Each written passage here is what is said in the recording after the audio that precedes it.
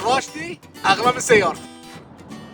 اولا شباب شكرا على كل النصايح اللي اعطيتوني اياها. انا الحين عندي صوره اوضح عن نوع الدراجه اللي انا باخذها. زائد انا شفت فيديوهات اونلاين حق رحاله الدراجات يقولون افضل نوعين بالنسبه لهم عشان الرحلات الطويله هي يا الجروفل بايك او التور بايك. فافتريت البحرين وما حصلت شيء مقنع الا في محلات الكوخ اللي هو وكيل التراك. ونصحني هناك السيد شبر. اولا مشكور سيد لانك صدق قعدت وياي وسمعت سالفتي كامله وكان قلبك وسيع حقي يعني. ونصحني بدراجه اللي هي تراك اللي هو الدول سبورت 2 على سايزي انا اللي هو يعتبر اكس لارج. وعلى فكره الجروفل بايك يعتبر هجين بين الرود وبين الماونتن بايك، فهو يصلح حقي انا حق الرحله اللي ابغى اسويها. وقال لي الموديل اللي تبيه واللون اللي تبيه والسايز اللي تبيه في فرعنا في قطر، فقال لي انطر بين 3 ايام الى 4 ايام. وفي هالفتره صراحه طلعت عيني، كنت حدي ميت بس ابي اخلص الوقت هال4 ايام عشان احصل السيكل وابتدي امشي.